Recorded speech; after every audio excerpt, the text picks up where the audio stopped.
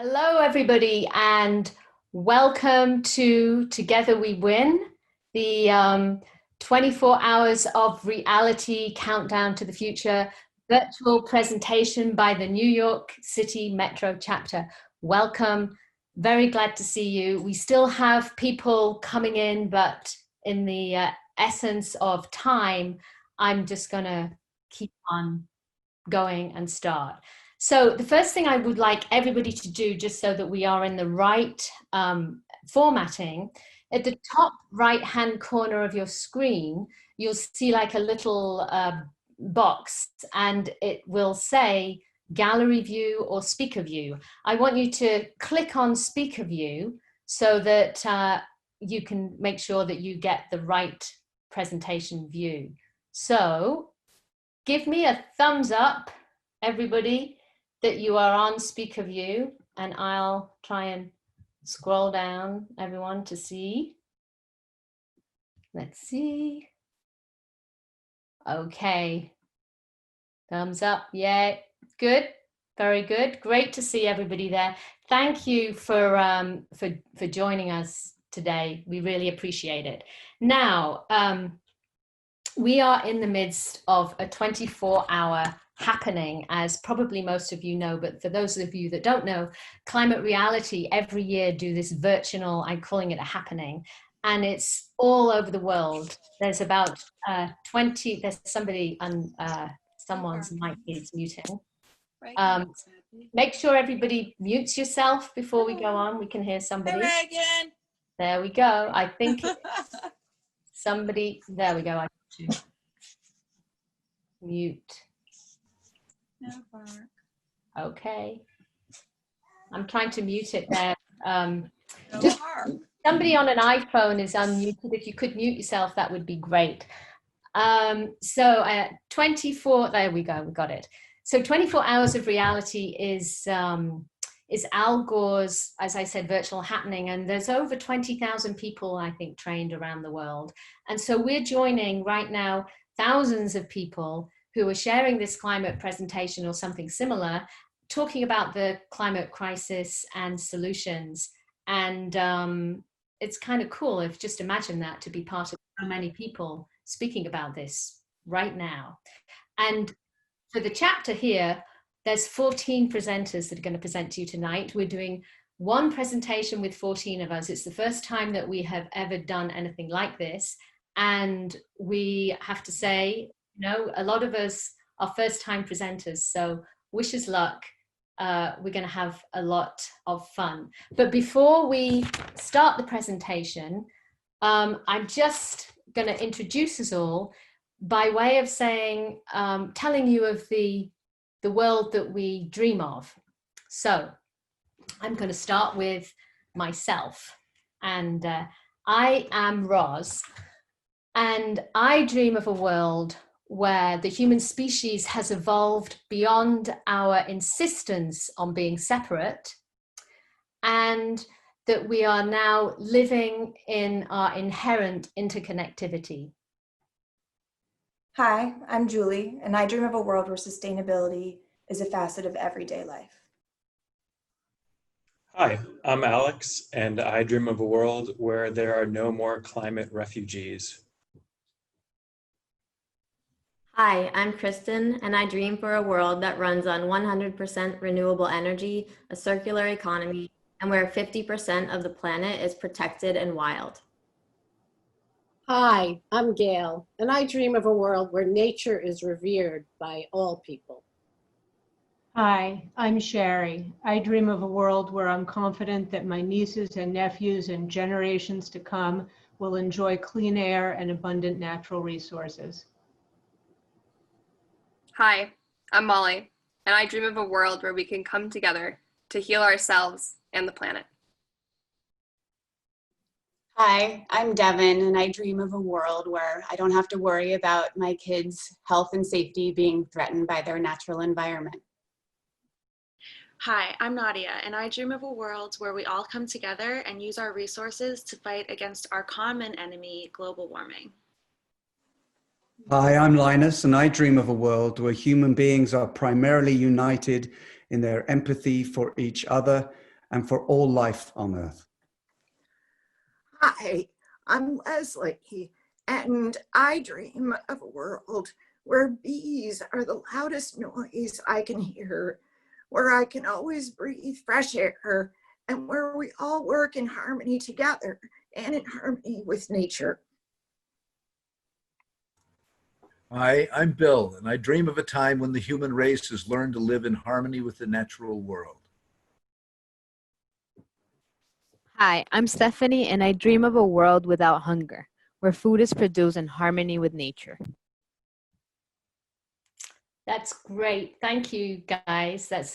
Wouldn't that be a beautiful world? And let's hope that our dreams really do come true.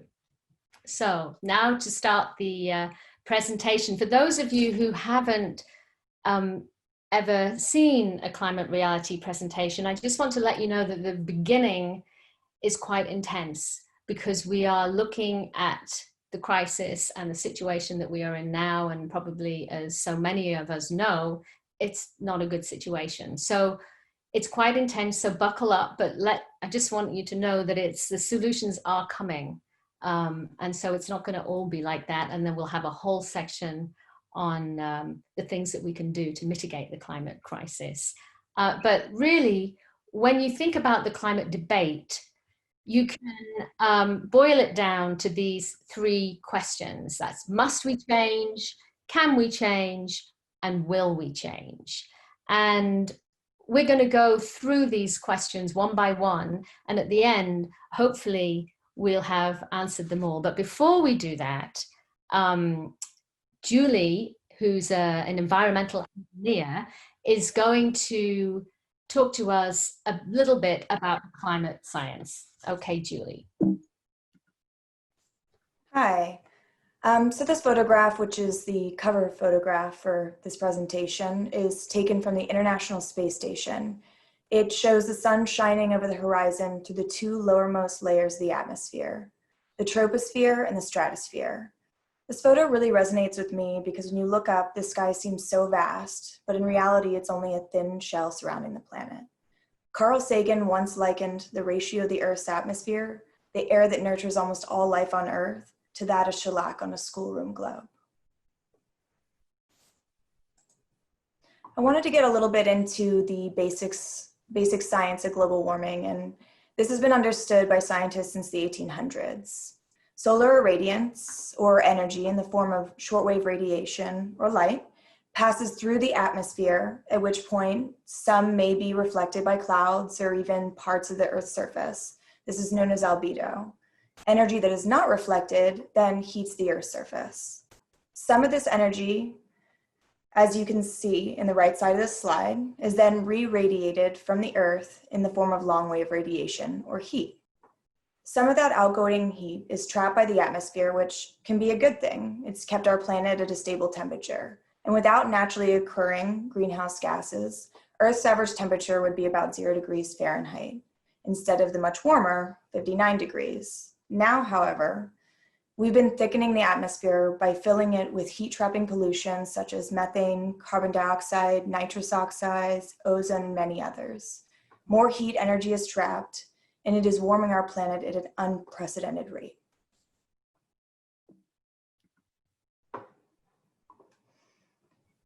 We are putting 152 million tons of man-made global warming pollution into the atmosphere every single day. That pollution, especially carbon dioxide, is building up and it's trapping heat. The concentration of carbon dioxide in Earth's atmosphere is currently nearly 412 parts per million. And for those of you who may not be familiar with the term parts per million, you know, your bathtub is about 60 gallons. So 7 drops of ink would be 1 part per million. 412 parts per million would be equivalent to pouring about 2/3 of a cup of ink into the tub and mixing it. This concentration in the atmosphere represents a 47% increase since the industrial age and 11% increase since 2000. And finally, I wanted to share this graph. It shows temperature versus solar activity. Here, the sun's irradiance is shown in yellow and temperature in red. Although the climate does naturally fluctuate, since 1750, the average amount of energy coming from the sun has either remained constant or increased ever so slightly. If warming were caused by a more active sun, scientists would expect to see warmer temperatures in all layers of the atmosphere, but instead, they've observed cooling in the upper atmosphere and a warming at the surface and in the lower parts of the atmosphere. This is because greenhouse gases are trapping heat in the lower atmosphere. And climate models, which include solar irradiance changes, cannot reproduce the observed temperature rises over the past century plus without including a rise in greenhouse gases. And that brings us to the end of climate science. And now Alex will start with the first question. Must we change? Must we change? So when we ask ourselves that question, what we're really asking is, must we reduce the amount of greenhouse gases that we're putting into the atmosphere? So greenhouse gases come from a number of different sources, including agriculture and thawing permafrost. But by far the greatest source of greenhouse gases comes from the burning of fossil fuels. And in fact, since the end of World War II, this burning of fossil fuels has been increasing at an exponential rate.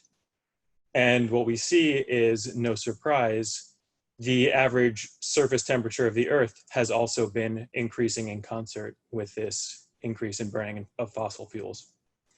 In fact, the 19 of the 20 hottest years on record came in the last 20 years. And all 5 of the hottest years were the last 5 years. And 2020 is on pace to be likely the hottest or second hottest year on record. So why do we care about a little bit of a hotter Earth? Well, one obvious thing is that humans are sensitive to it. So every time we hear about heat waves all over the planet, we hear about the impacts on human health. So this is an example of a heat wave in Miami this year. But it's not just places like Miami where you expect heat. Also earlier this year, there was a temperature of over 100 degrees Fahrenheit recorded in the Arctic Circle. So what happens to this heat in the Arctic Circle? Well, we have glaciers up there. This is a picture of a glacier in Greenland in 1935. And this is the same glacier in 2013. So as ice is melting in the Arctic, we see that there's an incredible reduction over time of this Arctic ice. And this is not just on one end of the planet. On the other end of the planet, in the Antarctic, we see the exact same pattern with an increase in ice melt. So what happens to this ice melt? Well, pretty obviously, it goes into our seas and our oceans, which leads to sea level rise. And why do we care about sea level rise? Well, there's a lot of people who are currently living in places that would be underwater with this projected sea level rise. In fact, where I'm talking to you from right now in New York City, it's estimated that $129 billion worth of real estate is currently in flood zones. Next slide. All right. So as far as the oceans, 93% of the heat the additional heat in our atmosphere is going straight into the ocean. So this additional heat, as we can see also, kind of mirrors what we saw on the surface temperature.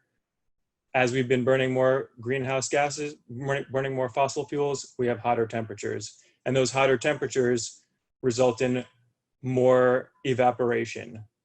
And so to kind of take a step back, why we care about that, water evaporates, it then precipitates as rain or snow, and then it runs back into the oceans.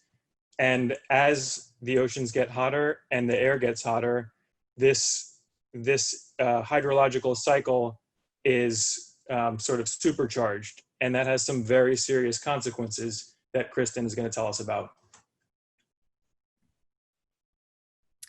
So we heard how rising temperatures have a cascading effect, and now we'll talk about natural disasters and how they've been impacted. This graph shows worldwide extreme weather catastrophes, and you can see how there's been a consistent increase in the last 40 years. This year in the US alone, we've had a record number of climate disasters, each one of them costing us over $1 billion. And there's still 3 months left in this year. And unfortunately, we have a live example. The latest hurricane, Hurricane Delta, hit landfall last night in Louisiana, and it hit the exact same spot that Hurricane Laura hit just 6 weeks ago. Tropical Storm Isaias hit back in August. It killed at least 9 people, causing $4 billion of damage. In Miami, Florida, where extreme weather events happen so often that the news doesn't even report them all, the latest storm caused 14 inches of rain in just a 72-hour period. So globally, these floods and extreme rainfall events are now occurring 4 times more often than in 1980. And Al Gore's home state of Tennessee saw this severe flooding back in February. This was caused by torrential rains. Next door to us in New Jersey last year, waist-high flooding. And it's not just our homes and our businesses that are getting destroyed, it's also infrastructure. In Michigan in May, this shows how our infrastructure is so fragile and crumbling as it is, it was never built to endure these type of frequent storms. And speaking of infrastructure, our agricultural systems are also at high risk. US farmers were prevented from planting on 20 million acres last year due to these heavy rainfall and flooding events. This is one of the most productive farming areas in Iowa in 2018.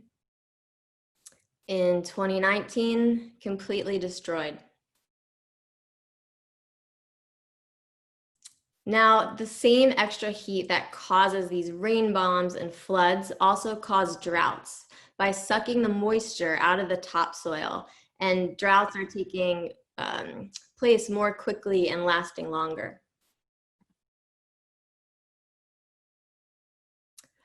And a recent study showed that the US could be 10 years into a mega drought, which is something that can last a century. And with rising temperatures and more droughts, we see more fires. The fire season is lasting longer. It's more intense. We all are familiar with the devastation that has hit the country, but in particular California. By the end of August, California had 360 wildfires burning. And sometimes the images of the aftermath are even more upsetting. And this is obviously happening on a global scale. So lastly, we'll take you to the Russian Arctic, where we saw that it was on fire. And this is especially concerning because it sets records for the amount of carbon emissions that are released due to the burning of ancient peatlands, which are very important carbon sinks to our planet.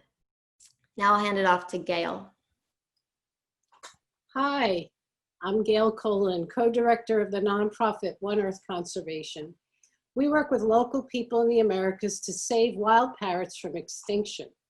Our work to help stem the tide of biodiversity loss really brings home to me how now more than ever we must change. Climate change intersects with biodiversity loss, which is another major crisis.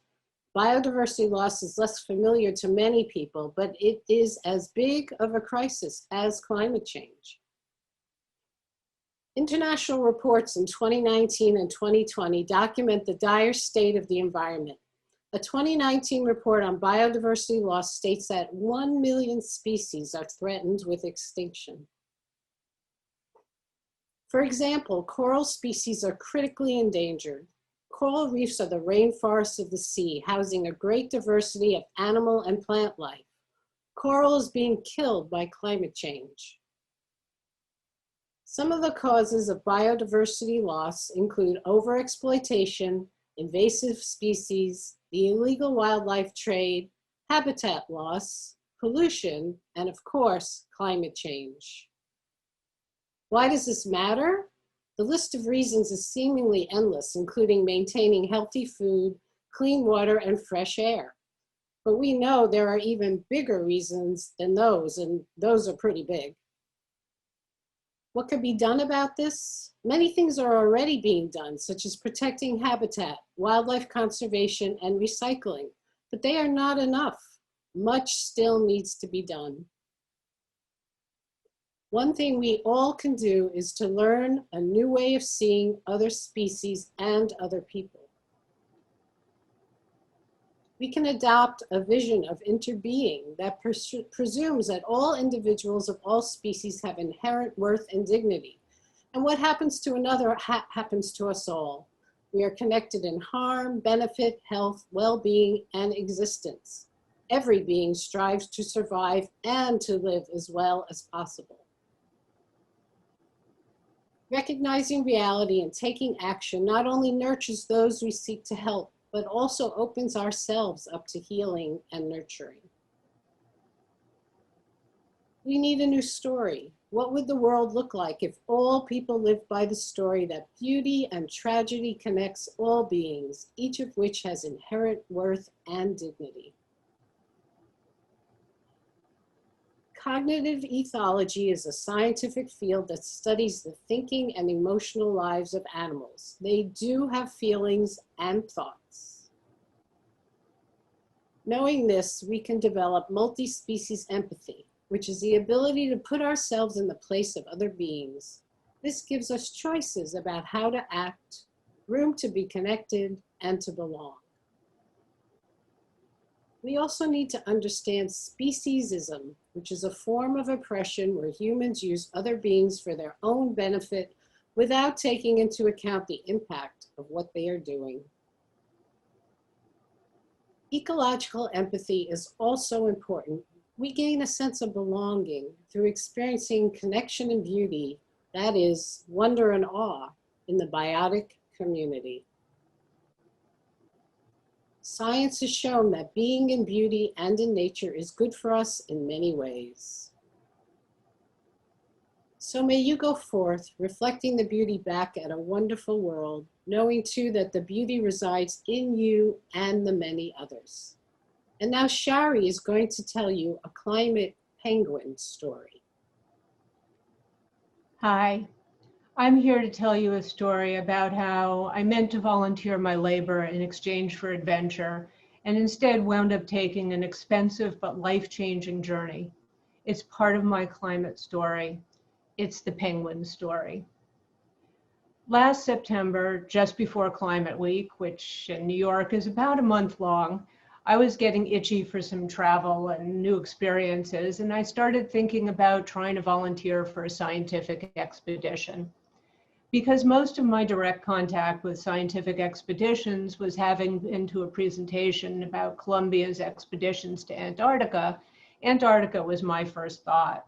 It didn't hurt that having climbed glaciers in Iceland and Canada and having seen the erosion for myself, I felt personally invested in melting glaciers.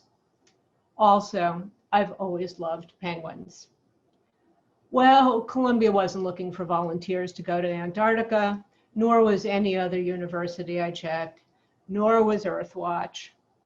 But now I was down the rabbit hole, on a mission to find an expedition, and that led me to National Geographic. Well, Nat Geo is not an earn your way through your labor kind of deal, but it was an opportunity to travel responsibly with naturalists and scientists, and oh, those pictures were so enticing. So I started looking at how far I could get on frequent flyer miles. Not even close. And the airfare is expensive. But now I'm hooked on the idea of an expedition. And there's a button. Check out our special offers. And so that's how I started looking at trips to the Galapagos and the Andes. And that's how I was reminded of the unlikely fact that there are penguins in the Galapagos. I love penguins. I hesitated about going. Spending a lot of money on a trip hadn't been the plan.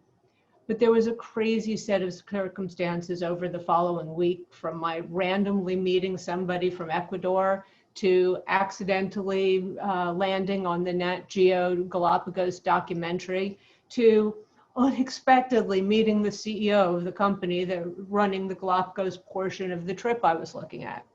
It seemed meant to be. And then there was the advice from my boss. You should go. It's very special, and it may not be there for much longer.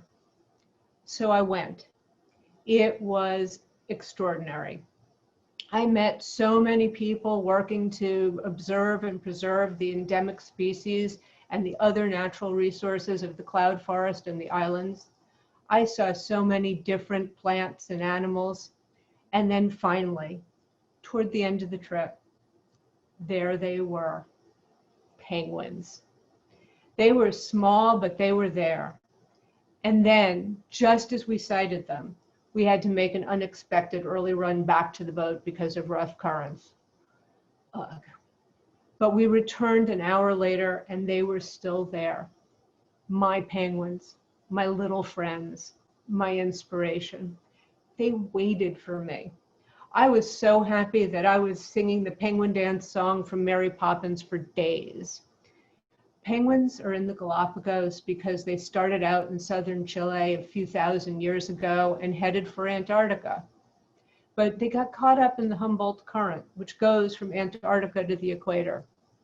Like me, they were swept off course to this place called the Galapagos, the place that led to Darwin's development of the theory of evolution, the place where the Humboldt Current joins the Cromwell Current, which sporadically brings an upwelling of food for the penguins, the place where equatorial waters are still extremely cold, for which I can vouch, and that helps the penguins survive.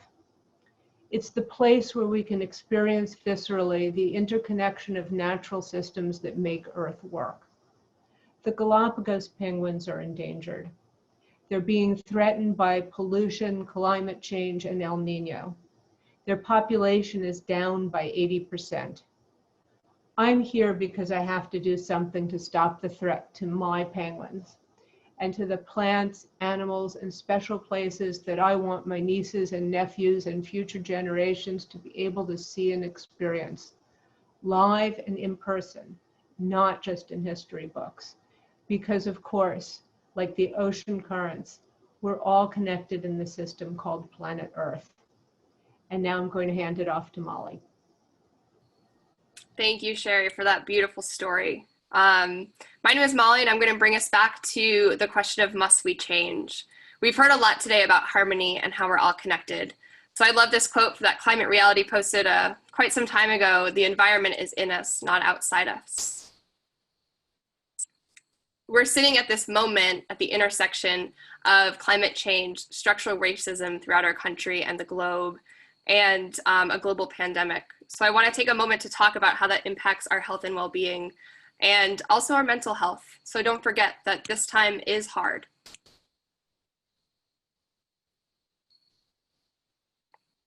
We know that climate change will likely lead to food and water shortages, pandemic disease, and climate refugees throughout the globe. So we are sitting in a medical emergency and a public health crisis.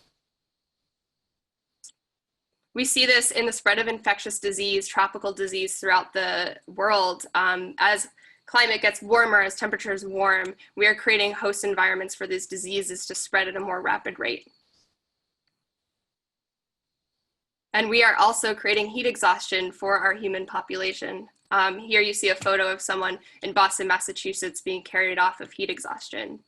In the cities, you see this urban heat island effect, which just means that the cities are getting warmer because we lose the ability to absorb moisture through our natural climate. So throughout the country, we are seeing excessive drought. Here you'll see a map of the country and overlaid with moments of drought throughout the states. And these conditions of drought are happening all around the world. This is a picture in Brazil of a water reservoir that provides clean water to over 9 million people. This is also impacting the food that we eat and the food that we grow. So our crops are having hostile environments to grow when they don't get the conditions they need with proper water and moisture. Not only is it drying out, but we're also seeing excess carbon in our food that decreases the nutrients in the food that we eat. So this pollution is not only impacting the warming of our country isn't just impacting the temperature, but we're also seeing this in air pollution and water pollution.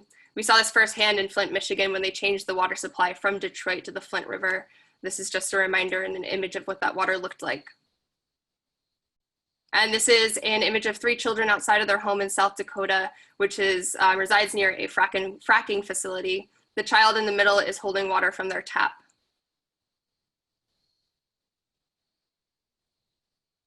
So our water is being polluted, our food is having hostile environment to grow, our nutritional value of our food is decreasing, and our air is also being polluted. And the clean air we breathe is very important. And the fact that we are polluting the air means that the air we breathe is impacting our health in terms of increasing lung disease and heart disease around the world. And you can see that through this map that it's creating an increase in deaths per year. It's said that 9 million people die of air pollution a year. This is an image on how this impacts our city personally. These toxic waste facilities are usually placed in areas of people who are most vulnerable and communities of color. So in the city, you see this map. It's created by the Water Justice Project, and it shows where toxic facilities are placed over the % of people of color in our city, which I found quite stark. We see the impact of this firsthand through the COVID-19 crisis. We're already seeing that climate change creates hostile environments for people to breathe and drink clean water, which means that we're creating these vulnerable conditions of people, and most often people most vulnerable and minorities. The death rate for Black Americans from COVID-19 is twice that of white Americans. And I'm going to pass it over to Devin, who's going to tell us all about what climate justice is. Thanks, Molly. I'm going to pick up on Molly's thread to expand on this idea of climate justice. It's a term that's meant to convey that the climate crisis is also social, ethical, and political in nature. The Climate Justice Alliance is a great resource on this work. They've been doing it for decades. And in the spirit of justice, and as a nod to Indigenous Peoples Day on Monday, we should acknowledge that before we even had organizations, Indigenous people have been carrying this work for centuries as stewards of the land. This is a quote from Pope Francis about the disproportionate vulnerability of the poor to environmental degradation. In other words, the climate crisis will most adversely affect the people around the world who are the least responsible for it. Some examples: 80% of New Orleans was flooded as a result of Hurricane Katrina.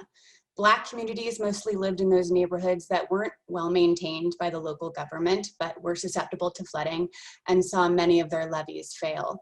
A lot of these people also couldn't afford to evacuate the city or didn't have access to transportation.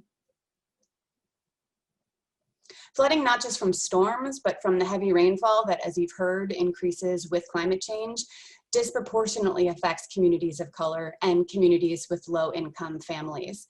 Here's New Orleans again, 14 years after Katrina.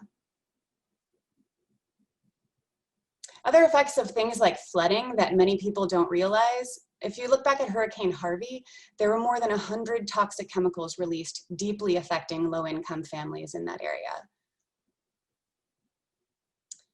Low-income neighborhoods and communities of color are also significantly more vulnerable to heat waves and increased temperatures, with the thing that Molly talked about called the heat island effect. When there's more concrete and less green space, when you're in the middle of an urban area, then temperatures go up even higher. So those who are most vulnerable to heat stress include the elderly, the mentally ill, infants and children, the poor and the homeless, the infirm, people without air conditioning, and workers with outdoor jobs. If you look at the 10 counties in the United States that are the most vulnerable to climate-related disasters, their populations average 81% people of color.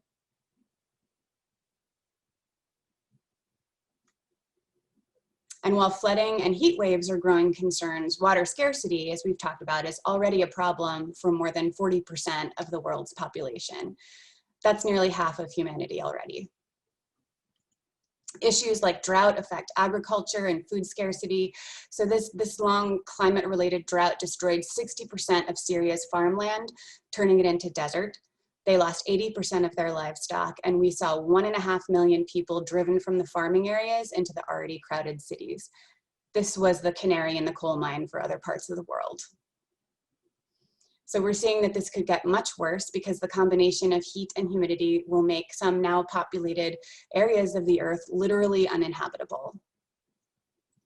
Consequently, the world as a whole could see up to 1 billion climate migrants by the end of this century.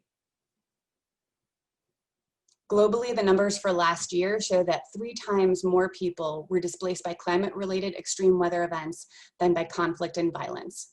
24 million people, and that number is increasing. This is not just a problem in other countries. Hurricane Laura, in this slide just 2 months ago, caused around $14 billion in damages and rendered many people in Louisiana homeless. Now remember, Louisiana had already seen an exodus of people who lost their homes and communities after Katrina. And the picture on the previous slide is from this recent piece in the New York Times that describes what is happening and what will happen in the US in stark detail. I recommend checking it out. So Molly before me and I have only scratched the surface of all the ways climate justice is so interconnected with other movements for justice. I encourage you to make climate justice part of your activism around social justice, as it's one and the same. Thanks. Thank you so much, Stephanie.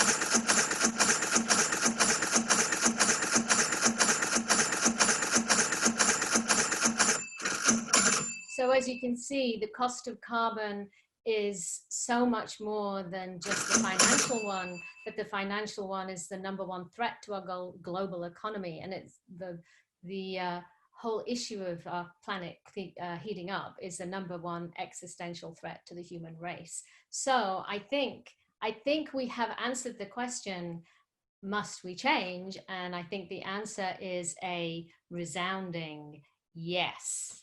And before we go into the second question of can we change, we're just going to take a little pause because a young new member of ours, Mandy Yang, she couldn't be with us today, but she has written us a climate story, and she's written it as a poem. Can I just get a thumbs up from you, Devon, to see that you can see Mandy's image in your screen? Great, thank you. It's hard for me to see. So Mandy, she's a 23-year-old New York native. She calls herself a #climate hoper. She's written this poem, it's called The Sense of a Dream, and it explores the complex and intricate relationships involved in the climate dialogue from the perspective of people in different points of their climate journey. She says it is as much of a cry of hope as it is also a cry for help.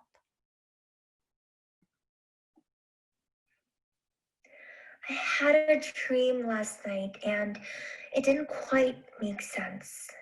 It's all a little hazy, just shy of a victory, and reminded me of that time I slipped through my half-deflated water donut and almost drowned because I didn't know how to swim and no one noticed me.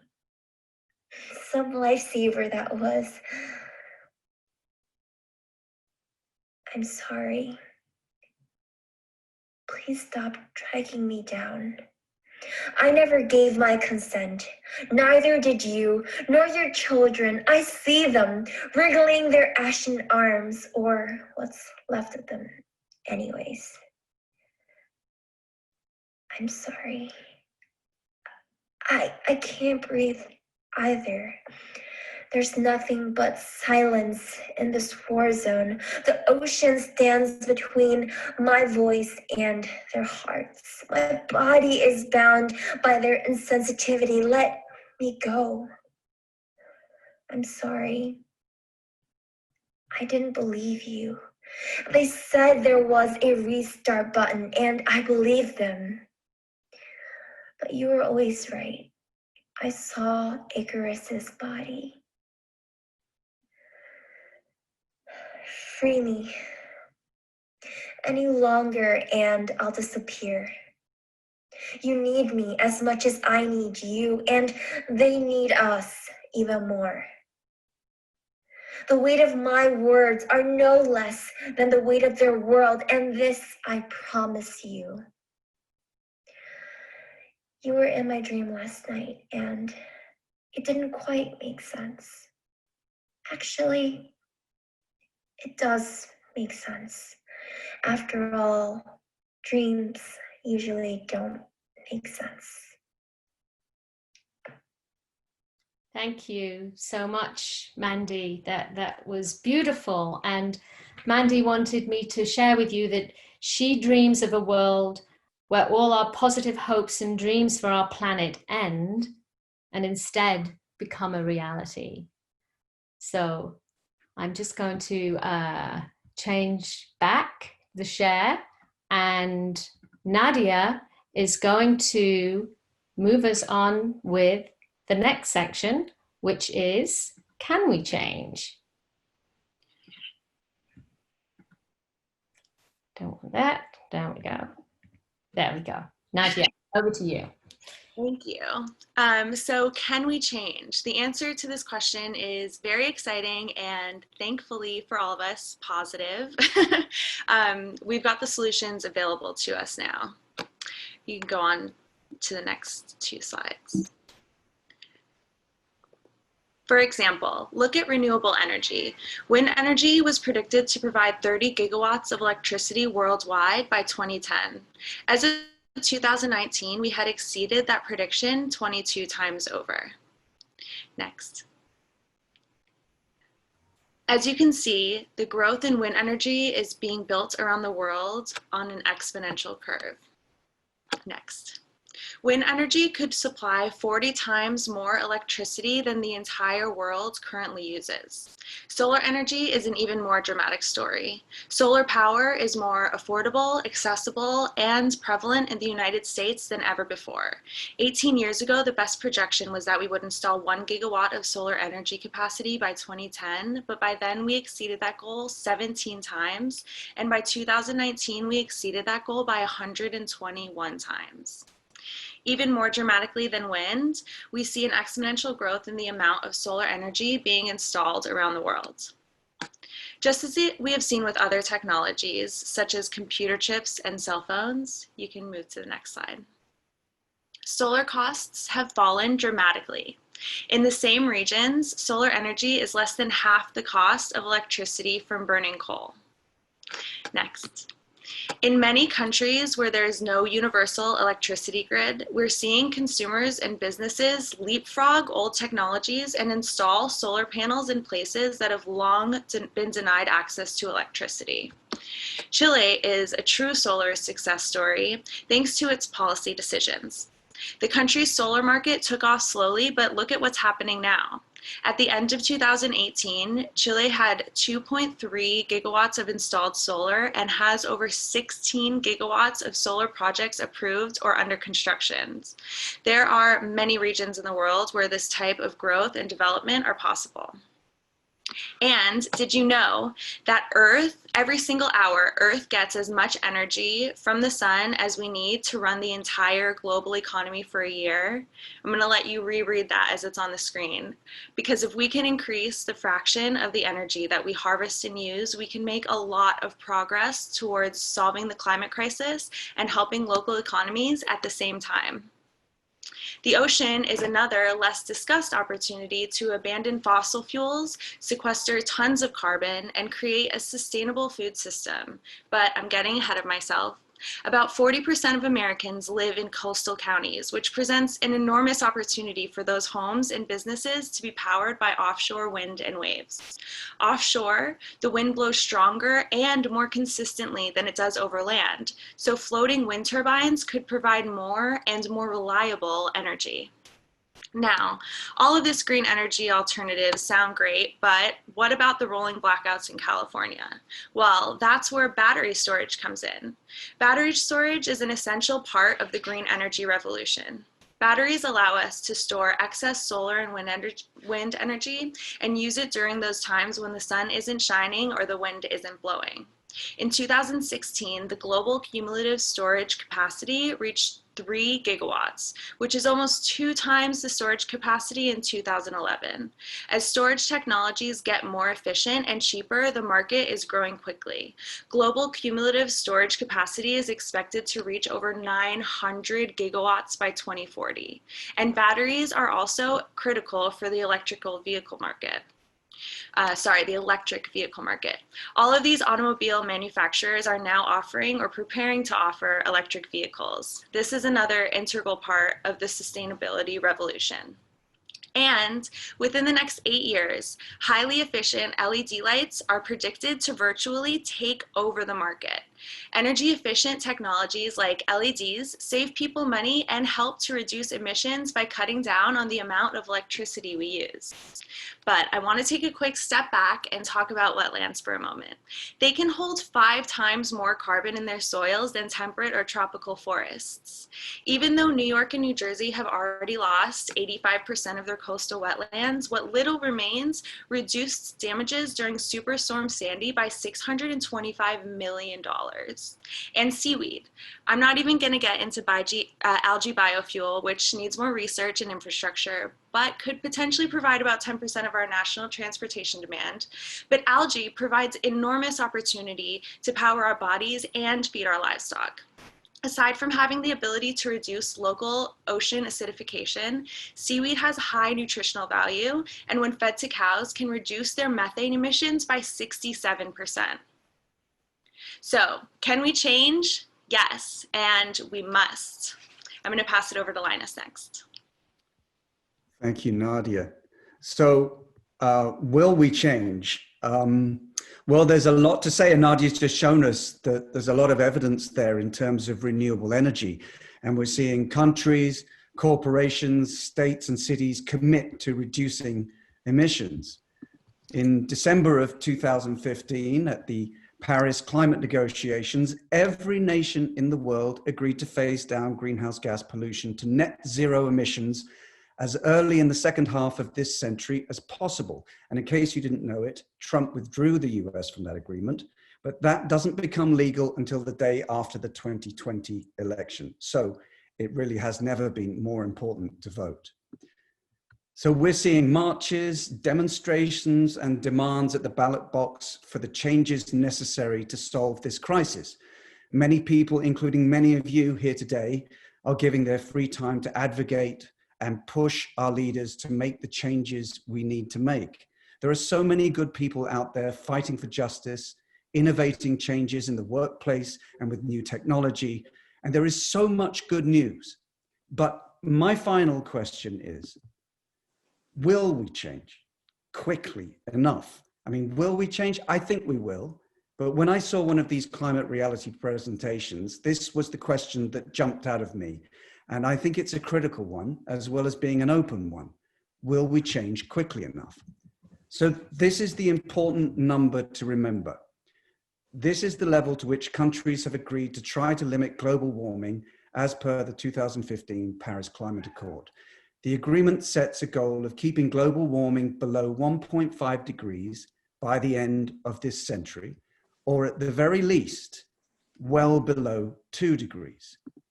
Now, if we start to reach 3 or 4 degrees, that means we're in a real global catastrophe. And I'm not even going to show you pictures of what that could look like because, well, I think the human imagination is more powerful. It's already started happening. So just times it by 100. So why am I alarming you?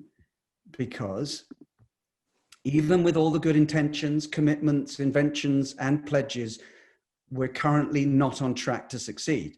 So this is a graph by the Climate Actions Tracker. It's an independent scientific analysis group showing the predicted global temperature increase by 2100. Basically, the green and the light green on the thermometer shows where we are and what we need to stay below. But the projections of where we are headed, with even the best case scenarios of current pledges and targets, has us most likely and probably going into the red zone with over 3 degrees of warming. Now, we know that carbon pollution is the #1 cause of global warming, so I'm just going to focus on that in this presentation. So in 2018, the Intergovernmental Panel for Climate Change report, backed by over 6,000 scientists, said that in order to keep to the 1.5-degree target, carbon pollution would have to be cut by 45% by 2030. That was over 2 years ago, so the clock is ticking. And talking of clocks, this is the climate clock in Union Square in Manhattan, and more of these are going up in cities around the world. Basically, it counts down in red on the left-hand corner there, the amount of time we have left to use up our carbon budget. And that means basically how much more carbon we can keep emitting before we start to hit that 1.5 degrees. And then the green numbers on the right there shows the percentage of energy coming from renewables. So the goal here is that before that red clock counts down to 0, the green counter, which is our lifeline, needs to reach 100%. So that's roughly at this point 7 years and just under 3 months. So the race is on. But just to look at it from another perspective for a minute, this is a graph from the IPCC report. Now, don't worry about understanding all the details in these graphs. Just, I want you to look at the dramatic drop that needs to happen. To hit the brakes at 1.5 degrees, global carbon emissions would need to immediately begin plunging faster than they ever have and hit 0 by 2050. Now, I don't have time to walk you through all these, but basically different study, same result. And next slide, there's another study. Now that is a hell of a curve to flatten. But talking of curves, to draw a comparison to what is possible, during the COVID lockdown period, we all talked about flattening the curve rate of infections.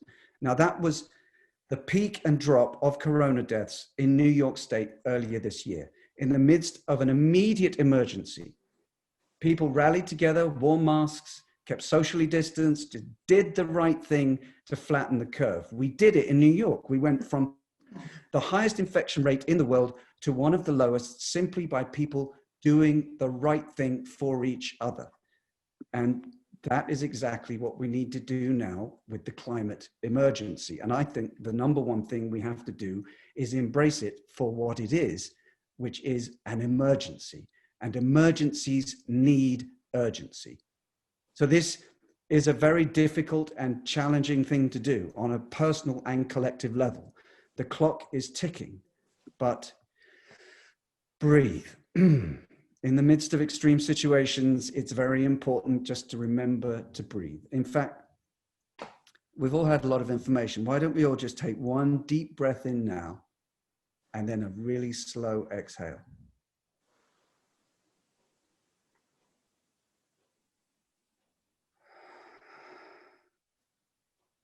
Next slide, Ross.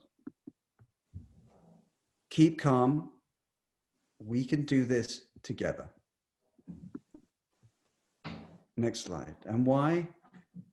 Why can we do it? Because nothing is more powerful than the human spirit. I truly do believe that. It's as powerful as that big old sun that just keeps shining down on us, giving us life and energy every day. And if we come together, when we come together, we really do have the power to turn things around. So now to talk to us about some of the many ways we can draw down the greenhouse gases in the atmosphere, I'd like to hand over to Leslie. Thanks, Linus. I want to talk to you about the Drawdown Project, which is a set of solutions. But first, let me define the term drawdown. You can see a graph similar to the ones that Linus showed, with the hockey stick going up in emissions. Well, drawdown is the future point in time when the levels of greenhouse gases stop climbing and actually start to decline. So we need that to happen within, really the 7 years to keep to this 1.5 degrees. So drawdown is the point when we stop further climate change and avert the catastrophic warming because we're drawing down carbon, and it's a critical turning point. So on this particular chart, you can see where we are in 2020. Scenario 2 is the 1.5 scenario. And if we can aggressively deploy solutions, which I'll tell you about in a sec, this means we can hopefully reach the moment of drawdown for scenario 2 in about 2040. Next slide, please. So the Drawdown Project uses has found 80 existing solutions. So these are solutions that are deployed across the globe right now. They just need to be deployed more broadly. And these 80 solutions taken together and deployed with reasonable assumptions can reduce emissions fully to the point of drawing down carbon. But all of the solutions are necessary to achieve drawdown. Let me just comment, this is a busy pie chart, but you'll notice that the top 10 solutions make up about half the pie chart. For example, Nadia talked to us about the success so far with renewables, wind and solar in particular. Those are two of the yellows, all the yellow slices are energy. And that's what we need to do, is deploy these renewable energy types much more quickly. The other one I want to mention, and I think Stephanie's going to talk about it, is you'll see a big sort of reddish brown color. That's reducing food waste and eating a plant-rich diet. Honestly, if we all reduce food waste, I guess about 40% of our food is wasted right now. If we could reduce that to even like 5%, if we stopped eating so much meat and went directly to a plant-rich diet 1 or 2 days a week, this would reduce emissions by quite a bit, and there are actions that you can take. Next slide, please. So key insights from the Drawdown Project. We can reach drawdown by mid-century if we scale the climate solutions that we already have. The second point is the climate solutions are interconnected as a system, so all 80 of them are needed globally. For example, we'll electrify the energy grids with renewable energy, which then buildings use the renewable energy for clean heating and cooling, and transportation, which can quickly go to EVs anyway. They'll get even more clean as the grid quickly shifts to renewables. So beyond addressing greenhouse gases, the climate solutions also have co-benefits, like electrifying transportation can provide cleaner air and low pollution, which improves the health and well-being of the communities of color, which are typically more likely to live near these polluting sources. And the last point is the financial case for climate solutions is clear. The savings outweigh the costs. All of the data and analysis can be found at drawdown.org. And all of us use this as a framework by which we do our climate work. Thank you. On to Bill, who's going to talk about a different type of solution. So,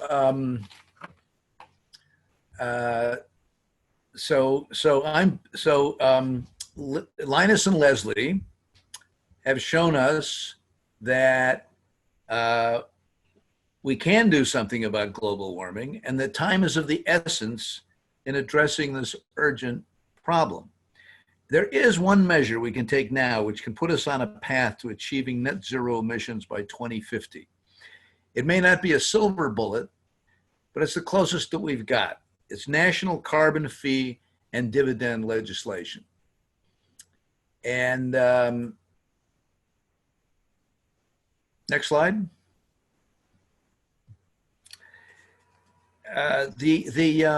I'm sorry, could you go back to the first slide, Roz?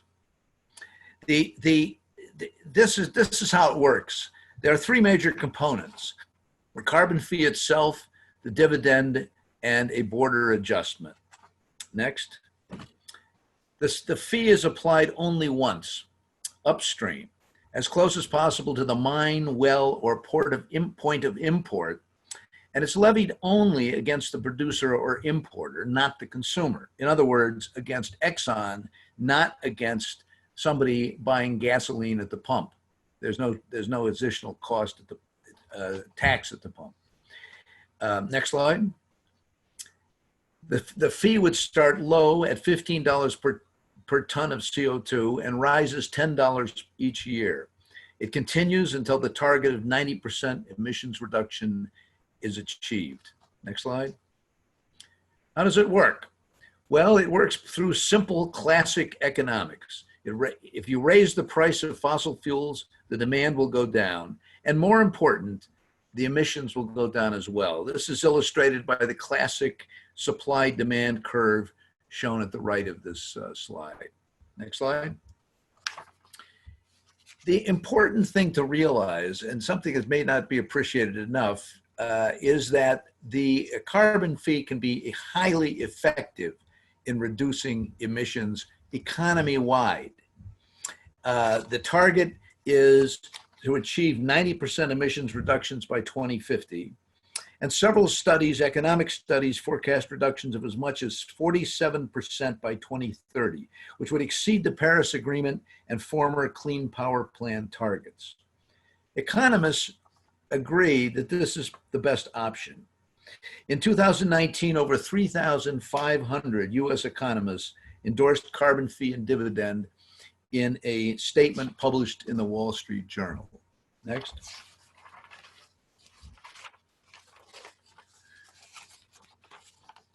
Carbon tax has been criticized by some as a job and economy killer, but it's clearly not. Climate economic forecasting models show this is not the case, and recent research has borne this out by showing that in practice, carbon taxes have had no negative impact on GDP growth rate or employment in Europe. Next slide. Where does the dividend go? The dividend would be returned at least on the dividend would be returned to per diem to individuals. So a family of 4 would get $2,000 in year 3, over $3,000 per year in year 5, and nearly $4,000 in year 10.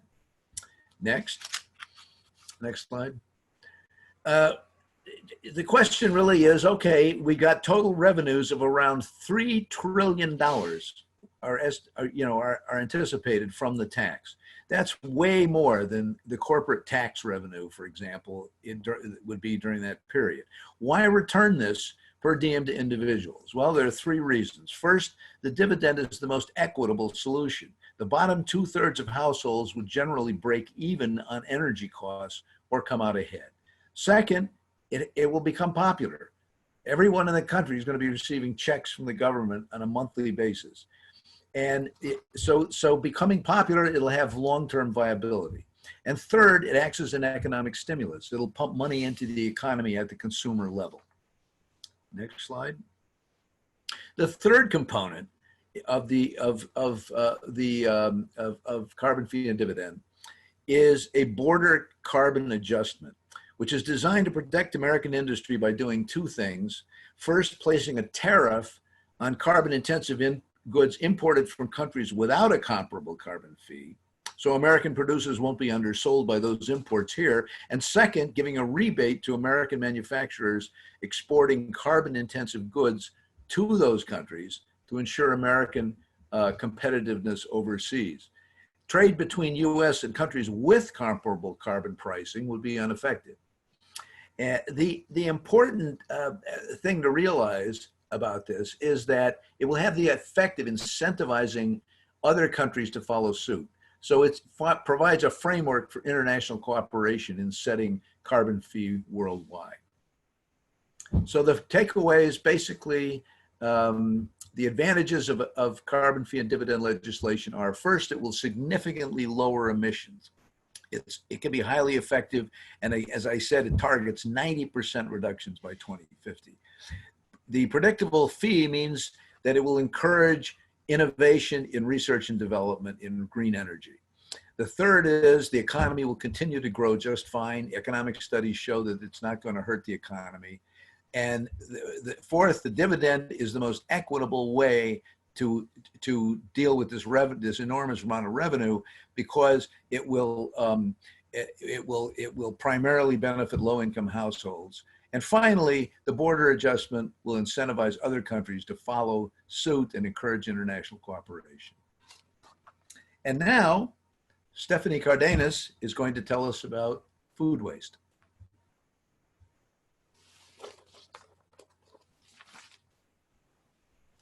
Good evening, everyone. I would like to welcome you to this quick talk about combating climate change by eliminating food waste. My name is Stephanie Cardenas. I consider myself a sustainability catalyst, and I'm currently in Ecuador, where I was born and raised, and my love for traveling is what made me realize we need to change. I've lived in 8 different countries around the world, and in every city, I saw there were similar challenges around food. I believe knowledge is power, and if we share this knowledge, we help to create change in this world. Next slide, please. So food waste is a huge problem because it has environmental impact, as Leslie was mentioning, and it could also be a great solution. What happens is that when food decomposes, it is converted into greenhouse gases and methane, and which has a global warming potential 25 times higher than carbon dioxide. So if food waste were a country, it would be the 3rd largest generator of greenhouse gases behind China and the US. Something that I wanted to explain to you is edible food is discarded at every point along the food value chain, on farms, on fishing boats, during processing and distribution, in retail stores, in restaurants, and at home. To simplify what you see on your screen, food loss actually happens upstream of the value chain and is food that hasn't been eaten, while food waste happens downstream of the value chain, and it is uneaten food from your plate or food scraps from preparing a meal. So as consumers, we're an active part of the food waste problem, and this is why it is imperative we act to change this. What do I mean by this? 56% of food loss and waste happens in developed countries, while 44% happens in developing countries. While in developed countries, food loss is less, there is a huge problem related to cosmetic standards, which are now being challenged by companies like Imperfect Produce or Misfit Markets that are breaking this paradigm. By eliminating food waste, it is key for our societies, for our farmers, for our planet, and our economy.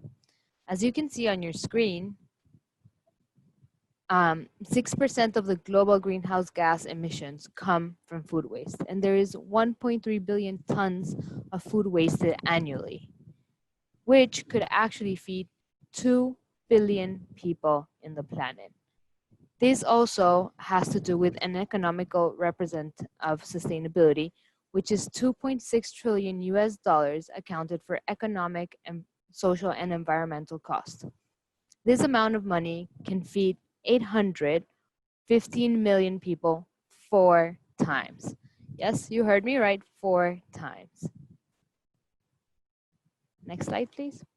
So in the US, 40% of the food is wasted, and this includes all the resources that go into producing this food. So we can count on water, energy, labor, and soil use. So about 52 million tons is lost at the consumer level, and that's why we have to be part of the solution.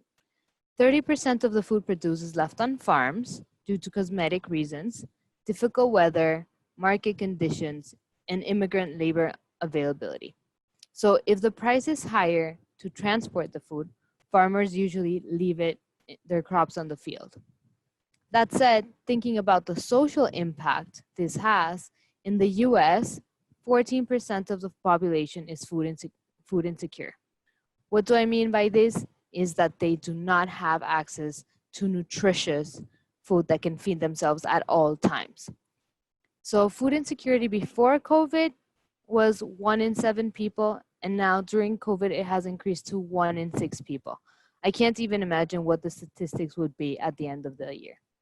So thinking in financial terms, food waste is a $218 billion opportunity. I like to call it opportunity because if we change this, we can actually make American consumers, businesses, farmers who are growing, processing, disposing of the food that hasn't been eaten, make sure that this money is put to better use. That said, how can we do this? By bringing in technology, implementing circular economy principles, having operational efficiency, making labels more understandable between the best by date and the use by date, and then upcycling food. And Ross asked me to explain this a little bit more. So upcycle means anything that was considered waste or that would be thrown away and it's given a second life, right? So when you upcycle food is like, what would you use with your food scraps? Could you make a vegetable broth? And there are companies that are now with the Upcycle Food Association making this true and making standards for this. We could also implement innovation, and what we need to do is that all this is already happening, but we need to catalyze it. Next slide, please. So here's something I would like to propose to you is the power of the individual. This is a world challenge, and no matter where you are in the world, this is one that we need to all contribute to. So these solutions are pretty much how you can impact every part of the value chain. That said, here are some of the things that we could do. So first of all is vote. Please vote for politicians that are in line with the green economy. Be a grassroots leader.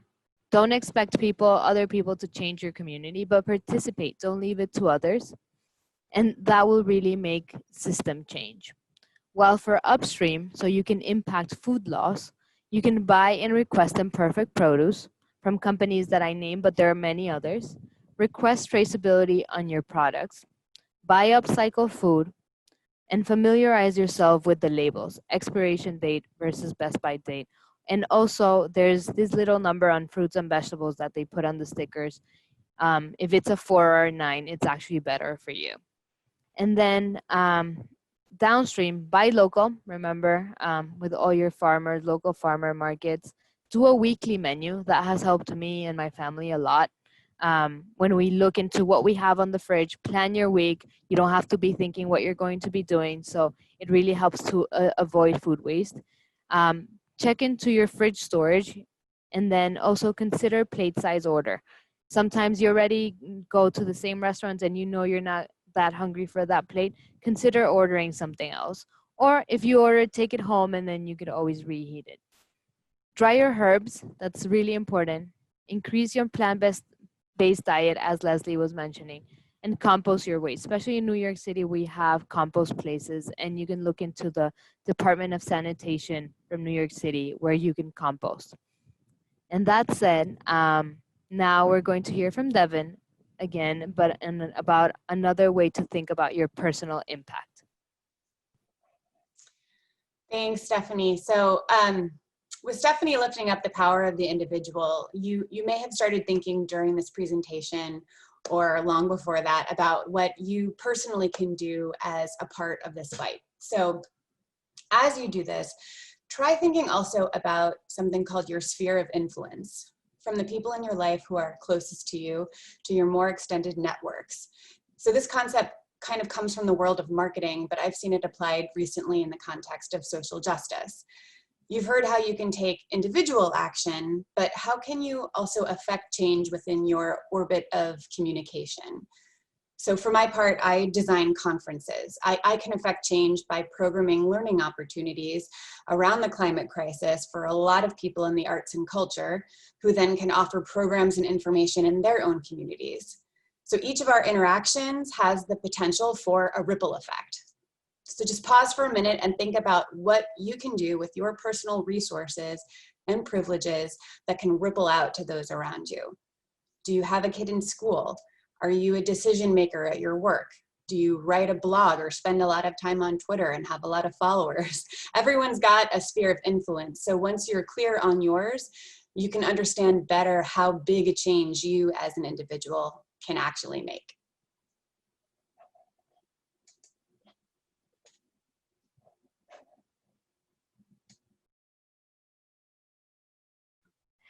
Thank Thank you, Devon. Continuing on what each of us individually can do, I'm just going to, this is the last segment of our presentation, so I'm going to focus a little bit on what we can each do. And I'm a firm believer that our choices really do make a difference. I know the climate crisis and the existential threat that we're all in is so big and overwhelming, and sometimes it's hard to imagine that my little choice will make a difference, but I believe it does, because we are culture. We make up culture and we can change it. So here we go.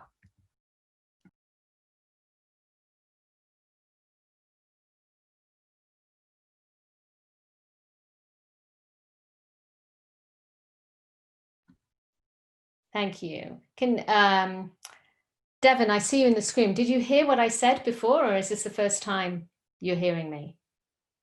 I heard you. Thank you. So first thing we need to do is vote. That's really important. Obviously, we want to stay in the Paris Climate Agreement, but we need to vote. So make sure your voice is heard. The early voting begins in October 24th in New York. That's when I'm going to be doing early voting. So please, please vote. Get everyone you know to get out and vote. It makes a difference. The next thing we can do is get involved. Lobby your elected officials and, you know, insist that they support a just transition to a green economy. Very important. I had a friend who told me that she knew an elected official, and he said if he gets just 5 calls on one issue, then he has to listen.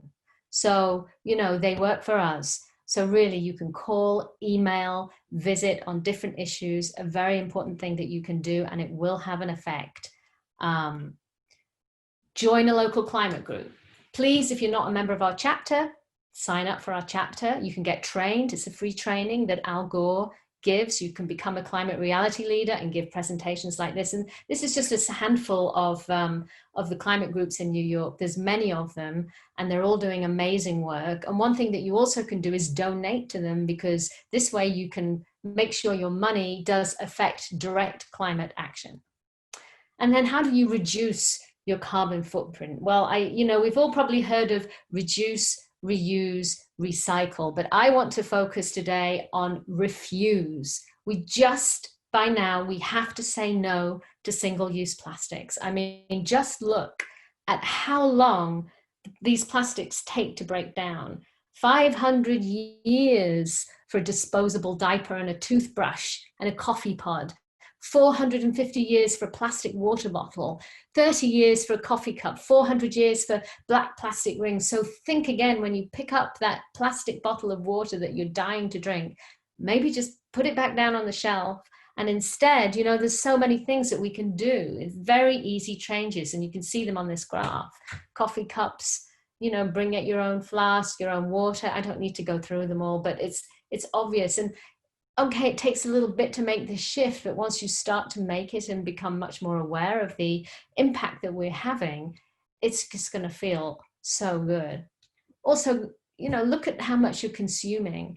I mean, I historically, and Linus, my husband, will vouch for it, have been like a ridiculous consumer. And since I've become involved in the climate world, I've started to just self-reflect a bit. And so you don't that's going to go into the landfill. Just think about it. Can you give it away, give it to your neighbor, maybe resell it, and try and buy stuff from other people instead of going, you know, down the high street first. And then, of course, recycle correctly. You want to make sure that everything you recycle is really clean, because if it's contaminated, then the whole batch throws out. Look at your transportation. Maybe you walk, you cycle rather than get in the car. Maybe you make a pledge today that the next car that you're going to buy is electric. And insulate your home, become energy efficient in your home. And there's, you know, a myriad of green energy companies that are going to actually provide power to your home. So maybe switch your energy over from a fossil fuel energy to a green energy. Plant trees, the biggest carbon sequesters we have. And you know, plant native plants in your garden. It attracts pollinators, and also you don't have to water it so much, and they look beautiful. And as we've been saying, a few of us all along, eat a plant-based diet. And look, who wouldn't want to eat a plant-based diet? Look at it. But it doesn't mean you have to cut meat out, but reduce it. We've seen the impact that that will have. And then finally, you know, talk about our climate crisis and solutions, because you'd be surprised how little this really does get talked about just within, as Devon was saying, even within friends and family. It's a hard topic to speak about because it's so threatening to us. And so we just kind of avoid it and deny it, but try and break that barrier and just talk about it and see where you go. It will really, really make a difference.